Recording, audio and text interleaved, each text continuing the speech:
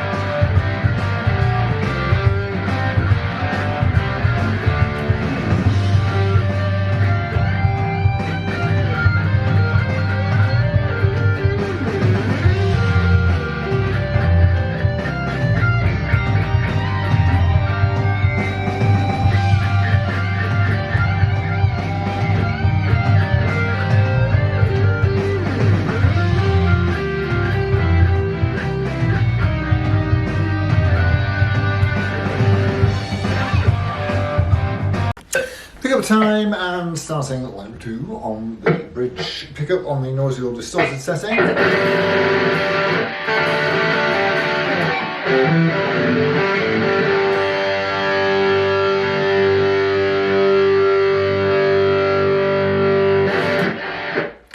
Fabulous, and onto the centre.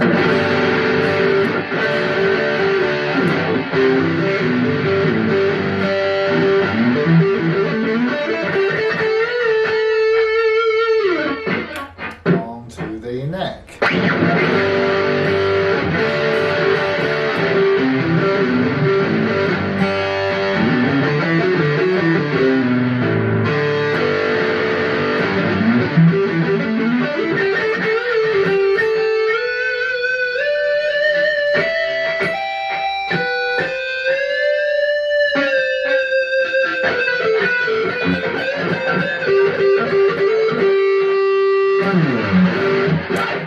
Let's see how it cleans up. And starting once again with the bridge pickup, and everything's flat out. There's no push-pull stuff on this. And do you know, honestly, to think I was going to change the pickups. So.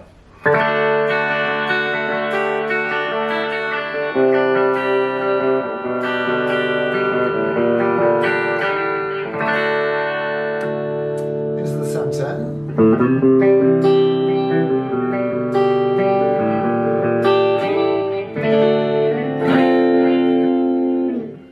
And onto the neck.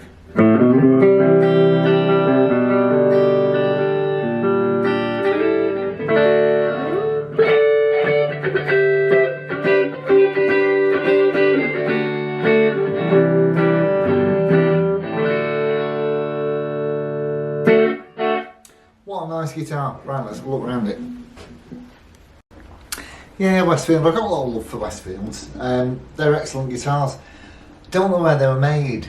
So the company started off in 1989 in East Kilbride in Sconney Botland, and they packed in 2013. PR Howard and Sons, I think it was, and I've reviewed one of these before, a white one. So the E4500 was pretty much their flagship model, and they were 250 quid, certainly in 2013.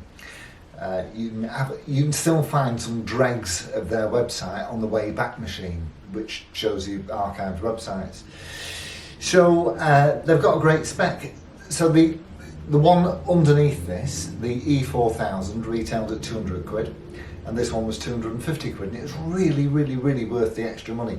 So the E4000 had a bolt-on neck, and you can still find those and these, the 4500s, in the usual places. And yeah, you know, usually you'll find them for about 150 quid, and they are so worth it.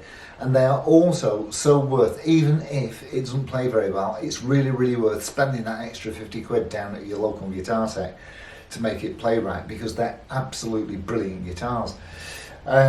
So this one in particular, it's got a bit of an open book headstock with loads of fancy binding around it, around the back. It's got some, you know, some decent sealed die-cast tuners.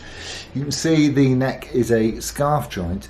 Now what it does say in their advert is that the body is made of denser wood than the E4000. It doesn't say what kind of wood, but I'm guessing it'll be probably some kind of Eastern mahogany, you know, okume or something along, or NATO maybe, something along those lines. So you should see some photos back here. You can't see much of the wood either inside the control cavity or inside the pickup cavity, because it's all shielded in that black, you know, shielding paint. Now it also says flamed maple top, which yes, it most certainly is, but whipping the pickups out does reveal, I mean, it's not a carved maple top, not by any stretch. It looks to me like a veneer. I might be wrong, but I don't think I am. It looks like a veneer, but all the same, it's a flame maple top. You know, brand new, these for 250 quid. And the spec is absolutely outrageous. You've got 1, 2, 3, 4. That's 5-ply binding that around the body. Some nice gold hardware. The pickups are epic, in my opinion, and they really do sound. And they've got about the same output as 490s, really. Gibson 490 R&T. Very, very similar indeed. So whether they're like a copy wind of that, I don't know, but they sound a bit like them to me. And they are absolutely... These don't come up very often, the 4500s. You'll see the 4000s, the ones with the bolt-on neck, they crop up more frequently. But certainly, if you see one of these, they're just really, really worth the money. So where were we? Scarf joints, that was it. Yes, so you can probably see the scarf joint on the neck. I think I can just make it out about there. Is it? Yeah, there's the top of it there. So you can see the scarf joint. And that is set into a dense wood, but it is a wood body, it's not plywood, you know. It's a proper wood, and it's a unit. It is a unit. It's a lump, £9 something.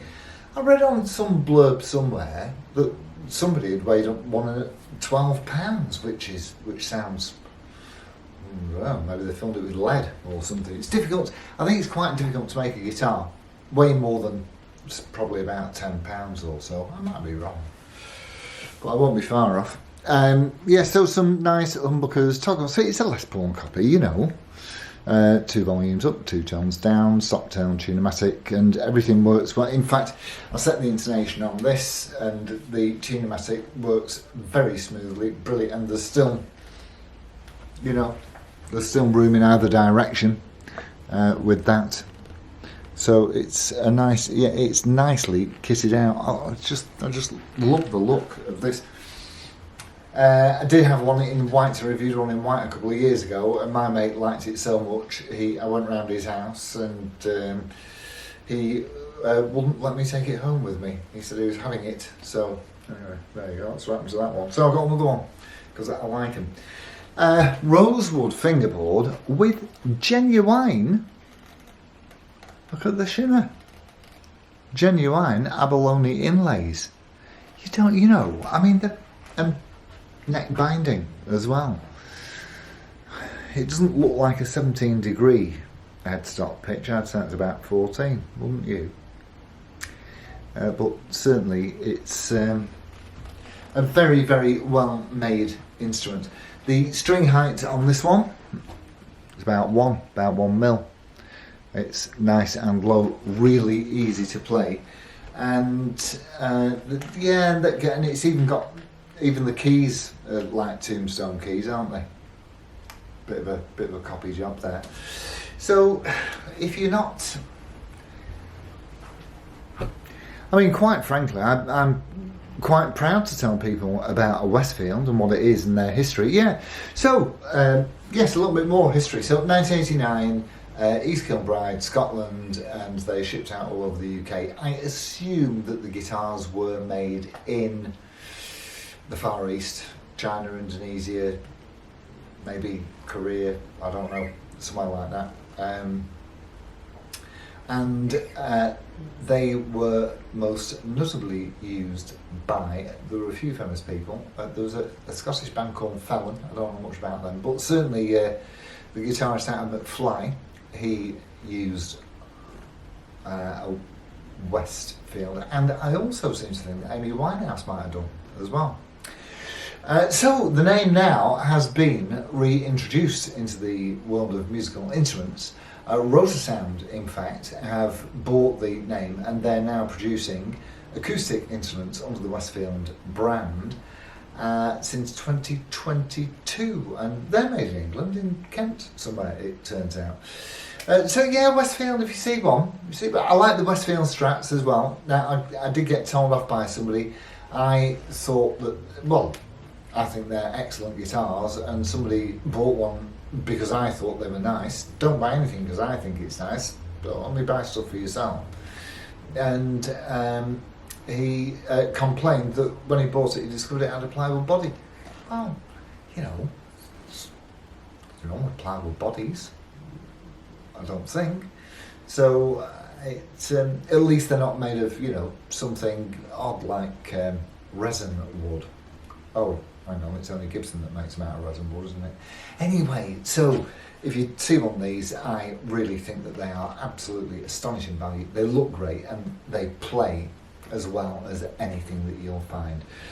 So with all of that said, I shall thank you all so much for tuning in to our last bargain slot of the series, and I'm not sure what we're on next weekend. Anyway, we'll find out then, won't we?